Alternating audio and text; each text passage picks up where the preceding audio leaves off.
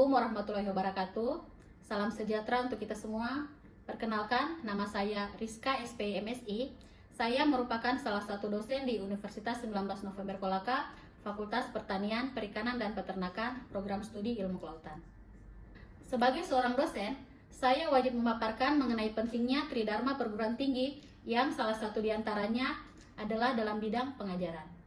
Untuk itu, perkenankan saya untuk menjelaskan mengenai salah satu deskripsi mata kuliah yang saya ampuh, yaitu mata kuliah pencemaran laut. Video ini dibuat dengan tujuan untuk memenuhi salah satu persyaratan sertifikasi dosen pada tahun 2025. Saya akan mulai menjelaskan mengenai deskripsi mata kuliah pencemaran laut pada program studi ilmu kelautan. Mata kuliah ini merupakan mata kuliah wajib yang disajikan di semester 4 dengan bobot 3 SKS. Mata kuliah ini didesain dengan tujuan untuk memberikan pengetahuan, keterampilan, dan kemampuan kepada mahasiswa untuk memahami karakteristik pencemaran yang terjadi di laut, dimulai dari konsep dasar pencemaran laut, sumber dan jenis-jenis bahan pencemar, dampak pencemaran terhadap ekosistem laut, biota laut, dan manusia, serta bagaimana langkah-langkah untuk mengantisipasi pencemaran tersebut. Mata kuliah ini juga memberikan pemahaman kepada mahasiswa terkait bagaimana strategi pengelolaan pencemaran laut yang efektif. Untuk capaian pembelajaran mata kuliah atau yang biasa disebut dengan CPMK mata kuliah, di mana CPMK pada mata kuliah pencemaran laut ini ada 7 capaian pembelajaran. Yang pertama itu mahasiswa mampu menjelaskan definisi dan karakteristik pencemaran laut. Yang kedua, mahasiswa mampu menganalisis sumber-sumber pencemaran yang terjadi di laut. Yang ketiga, mahasiswa mampu menjelaskan jenis-jenis pencemaran tersebut. Yang keempat, mahasiswa mampu menjelaskan dampak pencemaran yang terjadi. Yang kelima, mahasiswa mampu menguraikan pencemaran yang terjadi di lingkungan sekitarnya. Yang keenam, mahasiswa mampu menjelaskan langkah-langkah untuk mengantisipasi pencemaran yang terjadi di lingkungannya. Dan yang terakhir, mahasiswa mampu menerapkan strategi dan teknologi untuk mengurangi pencemaran laut. Adapun sub capaian pembelajaran mata kuliah dalam materi yang saya bawakan adalah mahasiswa mampu menjelaskan pengertian dan konsep dasar pencemaran laut, mahasiswa mampu mengidentifikasi karakteristik bahan pencemar dan sumbernya, mahasiswa mampu mengidentifikasi bahan buangan yang membutuhkan oksigen yang ada di perairan. Kemudian, mahasiswa mampu menjelaskan terkait pencemaran logam berat, pencemaran minyak, dan bahan pencemaran lainnya yang terjadi di laut, biasanya pencemaran mikroplastik. Mahasiswa mampu menjelaskan bahan organik dalam air limbah, mahasiswa mampu menerapkan kontrol polutan dalam bioteknologi, dan mahasiswa mampu menerapkan prinsip tracking filter dan rotasi filter, serta mahasiswa mampu menjelaskan proses anaerob dan degradasi limbah. Kemudian, untuk sistem pengajaran yang saya gunakan pada mata kuliah pencemaran laut adalah sistem DEI, yakni delivery, interaktif, dan asesmen. Pada aspek delivery, teknik pembelajaran yang saya lakukan adalah dengan metode ceramah, presentasi, serta pembelajaran tatap muka dengan tujuan untuk memastikan bahwa materi yang disampaikan dapat dipahami oleh mahasiswa secara efektif. Kemudian, pada tahap ini saya juga menggunakan textbook dan beberapa studi literatur kepustakaan untuk referensi utama dan referensi pendukung. Selain itu juga terdapat buku dan jurnal yang saya gunakan dalam pembelajaran ini, yaitu buku dari Clark itu yang terbit tahun 2021 tentang marine pollution, kemudian Metika et al. Tahun 2023 tentang coastal and marine pollution, serta buku pencemaran laut di mana saya merupakan salah satu penulisnya, serta beberapa artikel publikasi saya terkait pencemaran logam berat dan mikroplastik yang telah diterbitkan pada jurnal nasional terakreditasi. Itu juga saya jadikan sebagai literatur pendukung pada mata kuliah ini. Pada aspek interaktif yang saya lakukan pertama adalah biasanya saya menanyakan kabar mahasiswa. Kemudian saya biasanya melakukan apersepsi. Tujuannya untuk mengingat kembali materi yang sebelumnya sudah diajarkan. Kemudian saya juga menekankan interaksi kepada mahasiswa melalui forum diskusi dan tanya jawab, baik secara individu maupun kelompok, agar mahasiswa itu dapat berpartisipasi aktif dalam proses pembelajaran serta dapat saling berbagi pengalaman dan pengetahuan. Kemudian pada aspek asesmen, teknik pembelajaran yang saya gunakan adalah dengan memberikan tugas, kuis, dan ujian. Pada tahap asesmen, Saya juga menggunakan sistem lecture assessment, di mana seluruh penilaian bersumber dari dosen. Aspek penilaian dari saya itu meliputi kehadiran 15%, nilai harian, kuis dan diskusi 20%, ujian tengah semester 25%, ujian akhir semester 30%, dan nilai attitude 10%. Sehingga jika ditotalkan tuh menjadi 100%.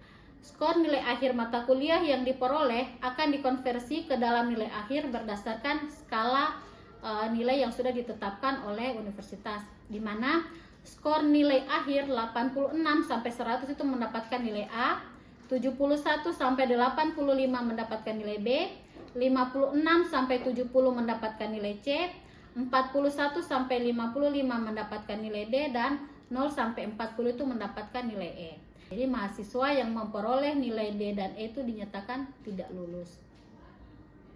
Untuk media pembelajaran, di sini yang saya gunakan dalam proses perkuliahan itu alat bantu berupa PowerPoint yang saya tampilkan pada proses pengajaran kuliah pencemaran laut. Selanjutnya, saya mohon izin menampilkan video pembelajaran mata kuliah pencemaran laut dengan metode tatap muka atau luring.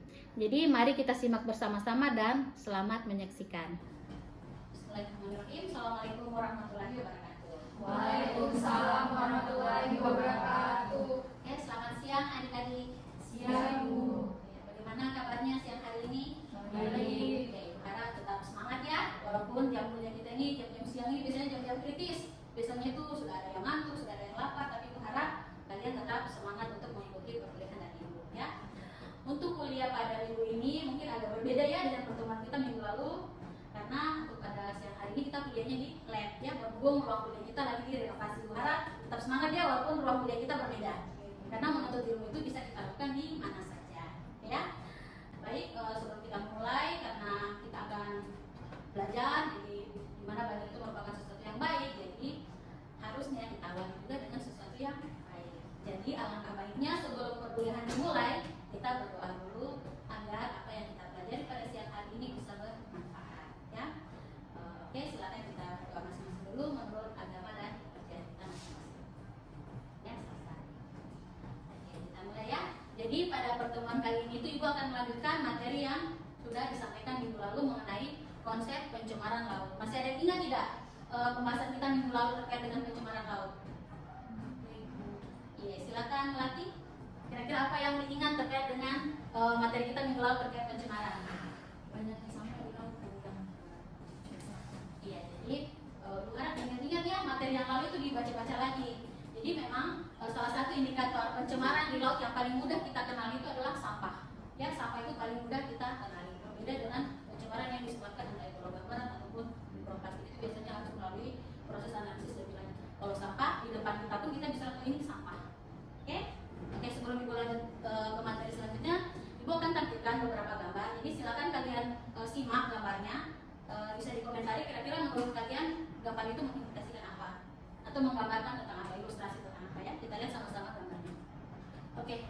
Ada yang bisa memberikan gambaran tidak atau menjabarkan terkait gambar ini, kira-kira gambar apa sih? Oke, lingkungan yang tercemar. Kita lihat satu-satu ya dari gambar pertama. Ada yang bisa memberikan komentar gambar pertama ini tentang apa? Tentang sungai yang tercemar. Oke, gambar pertama tentang sungai yang tercemar. Gambar kedua, iya katanya apa? Lebih sampahnya nggak padat. Iya, jadi banyak sampah. Gambar ketiga, yang ujung, air yang keruh. Jadi salah satu indikator perairan yang sudah mulai tercemar itu biasanya banyak sampah dan ada perubahan warna di airnya. Bahkan ada beberapa perairan itu yang diselingi dengan bau yang kurang sedap. Ya. Gambar terakhir, apa gambar selanjutnya? Oke, air yang tercemar. Nah, gambar yang ini yang terakhir.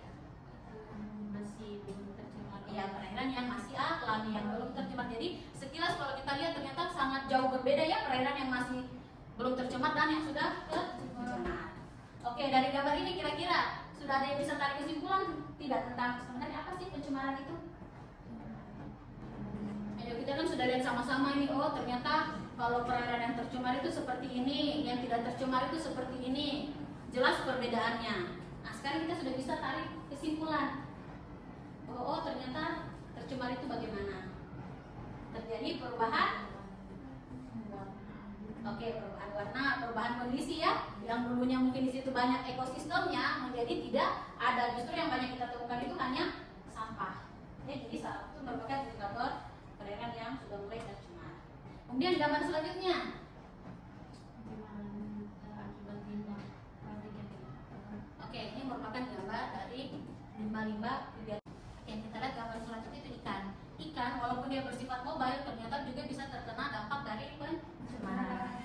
Ikan yang di tubuhnya masih sehat, bersifat bergerak pada saat terjadi perubahan kualitas lingkungan itu masih bisa beradaptasi akan mobile berpindah ke lingkungan yang lain. Tapi yang tidak bisa beradaptasi itu akan mengalami kematian massal. Oke, sampai situ bisa dipahami? Paham. Kita lanjut ya. Nah, sekarang kita lihat bahwa dari banyak gambar itu kita sudah bisa menarik kesimpulan sebenarnya pengertian pencemaran itu apa ya. Kita lihat yang pertama itu ternyata pengertian pencemaran ini sudah tertuang dalam Undang-Undang Nomor 23 Tahun 1990 bahwa pencemaran itu merupakan masuknya atau dimasukkannya makhluk hidup, zat, energi atau komponen lain ke dalam lingkungan ya. Jadi biasanya terjadinya pencemaran itu akan mengakibatkan terjadinya penurunan kualitas lingkungan. Kemudian menurut Permen Nomor 19 Tahun 1999 bahwa pengendalian pencemaran atau kerusakan laut adalah masuknya atau dimasukkannya makhluk hidup, zat, energi dan atau komponen lain ke dalam lingkungan laut oleh kegiatan manusia. Jadi di sini dijelaskan bahwa ternyata pencemaran itu disebabkan oleh kegiatan manusia, sehingga kualitasnya itu turun sampai ke tingkat tertentu yang menyebabkan lingkungan laut itu tidak lagi sesuai dengan baku mutu dan fungsinya. Jadi pada saat terjadi pencemaran, lingkungan itu tidak sesuai lagi dengan peruntukannya. Yang dulunya mungkin di lingkungan itu banyak organisme yang hidup atau banyak sumber daya yang bisa kita lihat, tapi dengan masuknya pencemaran itu bisa jadi tidak ada lagi sumber daya ataupun organisme yang bisa hidup di situ. Kemudian selanjutnya itu menurut Permen Nomor 82 Tahun 2021 bahwa pencemaran itu merupakan masuknya atau dimasukkannya makhluk hidup, zat, energi atau komponen lain ke dalam air oleh kegiatan manusia. Jadi ketiga permen ini sama-sama menjelaskan bahwa ternyata pencemaran itu memang diakibatkan oleh kegiatan manusia. Walaupun ada juga yang terjadi secara alami, tapi kalau kita bandingkan itu lebih besar yang diakibatkan oleh kegiatan manusia. Kita lanjut ya. Nah, kemudian sekarang kita lihat di sumber pencemaran perairan. Jadi sumber pencemaran perairan itu ada yang diakibatkan oleh aktivitas manusia dan dari alam itu sendiri. Dari gambar ini kita bisa lihat beberapa aktivitas manusia yang bisa menyebabkan terjadinya pencemaran. Kita lihat dari gambar pertama, ada yang bisa lihat tidak? Gambar pertama ini gambar apa? Oke, sampah yang diakibatkan oleh limbah domestik, limbah-limbah rumah tangga itu bisa mengakibatkan terjadinya pencemaran. Kemudian gambar kedua, kira-kira ini akibat aktivitas apa? Limbah pabrik. Limbah pabriknya kegiatan perindustrian. Ini juga bisa menjadi sumber pencemaran perairan. Gambar ketiga, oke, pestisida. Ada yang tahu tidak apa itu pestisida? Atau digunakan di mana itu pestisida? Oke, ini yang kegiatan pertanian. Jadi limbah-limbah pertanian itu bisa mengakibatkan pencemaran. Karena kenapa? Biasanya kan orang melakukan kegiatan pertanian itu biasanya di daerah yang di situ ada aliran air kan. Nah, pada saat dia menggunakan pupuk atau pestisida, sisa-sisa pestisida itu tidak menutup kemungkinan akan masuk ke dalam air itu, sehingga akan mengakibatkan juga kerusakan lingkungan. Ya. Kemudian berikutnya itu kita bisa lihat bahwa ternyata sumber pencemaran yang berikutnya itu akibat aktivitas pertambangan. Khusus kita di daerah Sulawesi sini, pencemaran itu sudah bukan hal yang aneh lagi, sudah banyak kita lihat, utamanya di wilayah pesisir. Kenapa?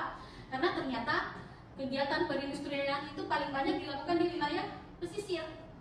Makanya kenapa paling gampang itu kita lihat pencemaran itu terjadi di wilayah pesisir. Apalagi pada saat musim hujan, itu biasanya itu warna perairan akan cepat berubah jadi keruh. Itu berarti salah satu indikator dia sudah mulai tercemar. Apalagi kalau di sepanjang wilayah itu banyak kegiatan perindustrian. Kita di daerah sini kan di Sulawesi Tenggara itu banyak kegiatan pertambangan. Salah satu yang lagi ngetren mungkin kalian juga itu pernah baca koran kegiatan perindustrian yang terjadi di daerah Konawe Utara ya. Itu kan lagi ngehits sekarang itu dibahas. Itu mengakibatkan perubahan lingkungan yang sangat parah. Salah satu dampaknya pada saat terjadi hujan itu mengakibatkan kebanjiran.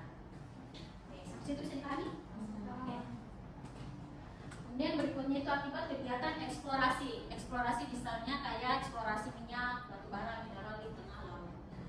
bisa menjadi salah satu sumber pencemaran perairan. Berikutnya itu sampah, ya. Sampah yang tidak dikelola dengan baik itu akan mencemari lingkungan. Bukan hanya di lingkungan air, di darat pun sampah itu paling mudah kita temui di perairan. Yang berikutnya itu kegiatan pariwisata yang tidak ramah lingkungan.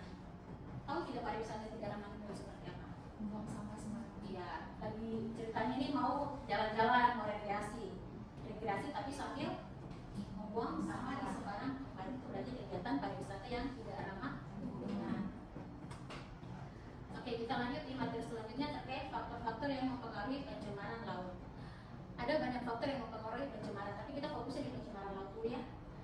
Yang paling utama, yang paling gampang kita lihat yang mempengaruhi pencemaran laut itu pembuangan limbah industri.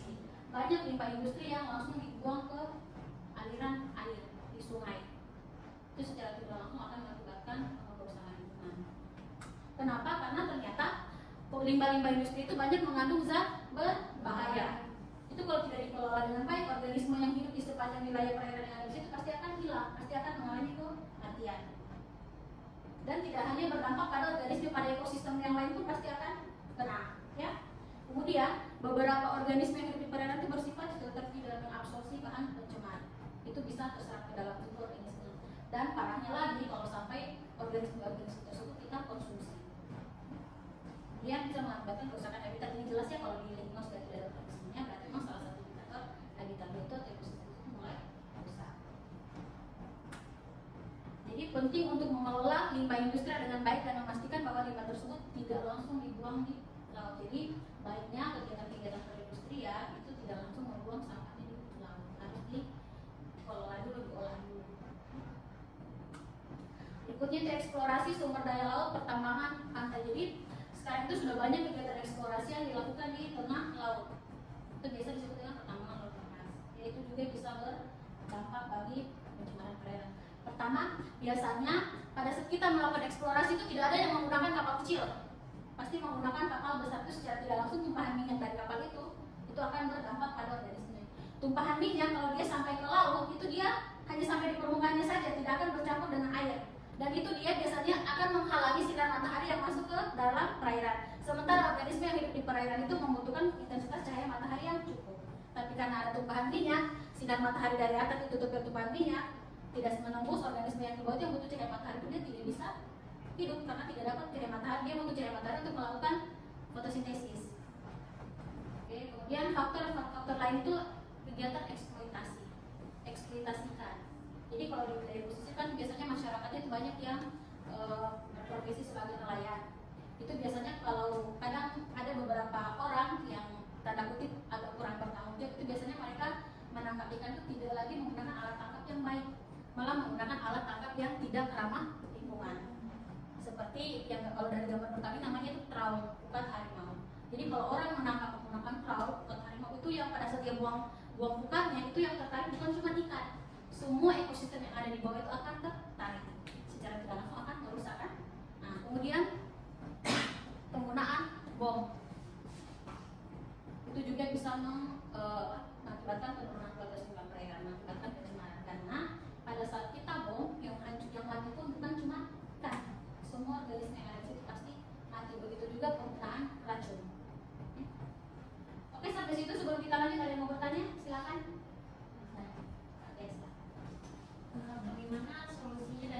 Bagaimana solusi dari pencemaran akibat limbah pabrik yang dibuang ke laut atau ke sungai? Oke, solusinya. Kira-kira sebelum ditanggapi, teman-teman ada yang bisa tanggapi tidak? Kira-kira solusinya bagaimana supaya limbahnya itu tidak masuk ke itu kan ke laut, limbah industri. Ya, sebenarnya itu ada di materi selanjutnya. Tapi kita jalankan sedikitnya bahwa ternyata salah satu cara yang bisa kita lakukan untuk mengantisipasi pencemaran dari limbah industri itu pertama, jangan langsung dibuang di daerah aliran sungai. Nah, kalau tidak dibuang, apa yang harus kita lakukan? Ya harus ada tempat penampungannya. Ya, jadi biasanya sampahnya itu diolah dulu, limbahnya itu diolah dulu. Nanti sudah steril, baru bisa dibuang ke laut. Seperti itu ya. Ada lagi? Apa saja dampak atau penyakit yang disebabkan oleh air limbah pada ikan dan kerang-kerangan bila dikonsumsi oleh manusia? Ya, jadi biasanya dampak ini sebenarnya berantai ya. Jadi pada pada saat pencemaran masuk ke dalam perairan itu kan dia akan terabsorpsi pada tubuh organisme. Ada namanya rantai makanan, proses makan memakan. Jadi pada saat pencemaran masuk ke dalam tubuh organisme yang mengabsorpsi bahan pencemar tersebut dan organisme yang tersebut dikonsumsi oleh manusia, itu pasti akan bahan pencemarnya juga itu akan terabsorpsi dalam tubuh kita manusia. Pada saat bahan pencemar masuk ke dalam tubuh kita, misalnya logam berat, itu kan pada saat tubuh kita terkena logam berat, kita tidak langsung merasakan saat itu juga dampaknya, akan perlahan-lahan. Kalau sampai kapasitasnya sudah tinggi, sudah tertumbuk sampai batas maksimalnya, nah kita pasti sudah mulai akan mengalami beberapa keluhan, misalnya sakit perut, atau mungkin keracunan, atau mungkin mual-mual, ya, jadi banyak hal. Makanya jangan asal mengkonsumsi makanan. Kita cek dulu sumbernya dari mana, apalagi organisme yang bersifat mengabsorpsi. Kayak tadi kerang-kerangan, ya itu kita harus kalau mengkonsumsi pastikan dulu ini sumbernya diambil dari mana, jangan sampai diambil dari daerah yang di situ sudah tercemar. Ya, ada lagi? Ya, silakan. Kan kalau di TPA itu ada yang sampai percaya orang itu bagaimana? Apa yang menumpuk? Oke, sampah. Terkait dengan sampah itu, sampah kan tuh ada yang organik dan anorganik. Baiknya kalau kita mau mengantisipasi sampah itu, kita bedakan dulu sampahnya yang organik dan anorganik. Kalau yang organik kan dia bisa terurai ya. Biasanya tuh sekarang tuh yang lagi, kalau itu tidak salah itu ada jurnal yang membahas terkait pengolahannya itu. Kalau untuk yang organik itu jadi kan biopor ya, biopor itu biar jadi pupuk. Nah, kalau yang anorganik itu sekarang itu biasanya kalau untuk sampah-sampah plastik itu lagi coba dikembangkan sebagai ekobrik. Jadi dia dikemas sedemikian rupa, jadi bisa kita manfaatkan kayak misalnya untuk hiasan atau mungkin tempat duduk. Ya, kalau di bidang kelautan sekarang itu yang lagi dikembangkan itu bagaimana sampah itu kita olah menjadi wadah transplantasi karang. Itu yang lagi sekarang dikembangkan. Jadi selama ini kan kita tahu kalau wadah transplantasi karang itu kan pakai web spider kan yang kayak rangka itu, yang kayak jaring-jaring. Nah sekarang itu ternyata lagi coba dikembangkan juga itu, kita coba transplantasi dengan menggunakan botol, tapi di dalamnya itu kita isi sampah plastik. Nah itu juga yang mau kita. Jadi sebenarnya banyak hal yang bisa kita lakukan untuk mengantisipasi sampah ini. Hanya kan kembali ke individunya masing-masing. Ada lagi? Kalau tidak kita lanjut ya. Oke, kita lihat faktor yang mempengaruhi pencemaran selanjutnya itu eutrofikasi atau biasa disebut dengan peningkatan unsur hara. Pada saat terjadi peningkatan unsur hara, otomatis nitrat dan fosfat di perairan juga itu akan meningkat. Pada saat nitrat dan fosfat meningkat itu organisme itu kayak ikan itu akan mengalami kematian massal karena keracunan nitrat dan fosfat yang berlimpah. Biasanya eutrofikasi ini ditandai dengan kematian massal ikan dan perubahan warna perairan karena meningkatnya alga-alga tertentu seperti alga hijau atau alga merah. Jadi biasanya indikator eutrofikasi itu kalau terjadi perubahan di laut itu jadi warna hijau, berarti yang meningkat di situ yang booming itu alga hijau. Jadi perubahan warnanya itu biasa disebut dengan red tide. Nah, kalau sudah berubah warna, ikan makan, ikan mengalami kematian massal. Mungkin kalian pernah dengar atau pernah lihat itu waktu tahun 2000-an pastinya itu ibu tidak tahu, tapi sekitar tahun 2000-an itu pernah booming di Teluk Jakarta di bagian Teluk Jakarta ke Pulau Seribu itu pernah terjadi kematian massal ikan. Ternyata setelah dianalisis itu karena eutrofikasi. Nah, berikutnya itu pencemaran sampah laut. Nah, pencemaran sampah laut ini juga banyak hal yang bisa mengakibatkan ini terjadi. Misalnya kayak tadi kegiatan pariwisata yang tidak ramah lingkungan. Ini juga akan mengakibatkan pencemaran laut dari segi keestetikaannya.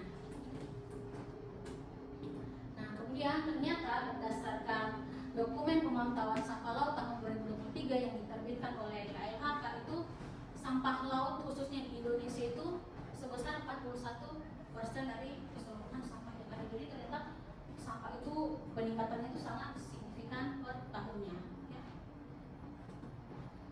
Ini kita bisa lihat komposisi sampahnya yang dilampirkan oleh KLHK tahun 2023. Dan berdasarkan beberapa literatur juga dari tahun ke tahun bahwa ternyata peningkatan sampah di Indonesia itu terus meningkat, dan pada akhirnya sampah yang ada di Indonesia itu menempati urutan kelima sebagai negara Indonesia itu menempati urutan kelima sebagai salah satu penghasil sampah terbesar. Ya. Nah ini ada salah satu literatur yang menurut ibu ini menarik. Kenapa?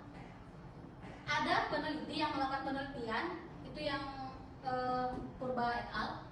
Itu dia meneliti tentang sampah.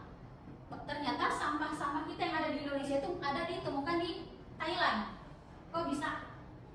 Padahal jarak itu lumayan jauh kan? Nah, ternyata salah satu indikatornya itu ternyata sampah itu, utamanya sampah plastik itu memang tidak bisa apa? Ya, tidak bisa terurai. Kemudian sampah kalau sudah masuk ke laut itu kan biasanya mengikut saja ke arah arus kemana. Jadi itulah yang menyebabkan sampah itu tersebar. Makanya jangan suka membuang sampah di sebarang tempat, apalagi sampah plastik karena dia tidak mudah terurai.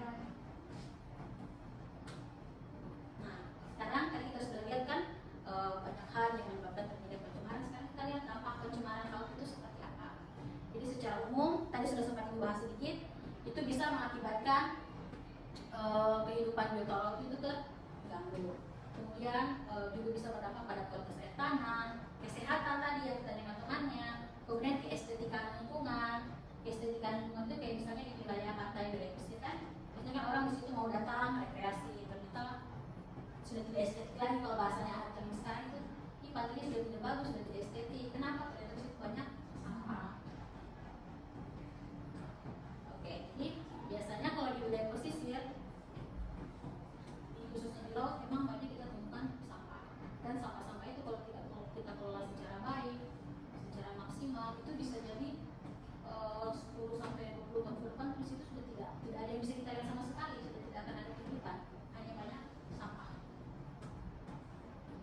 Makanya kita perlu memikirkan cara untuk menanggulangi atau mengantisipasi pencemaran itu supaya tidak berlanjut secara terus menerus. Oke, sekarang kita lihat cara menanggulanginya bagaimana. Tadi sudah ada penyebabnya, dampaknya. Kita sudah tahu bahwa ternyata sampah itu, pencemaran laut itu berbahaya. Cara menanggulanginya bagaimana? Pertama, kita bisa tidak membuang sampah di sembarang tempat. Cuman kan sekarang kita tidak bisa pungkiri bahwa kesadaran orang itu berbeda-beda. Ada yang memang effort untuk tidak membuang sampah, ada yang cuek-cuek saja.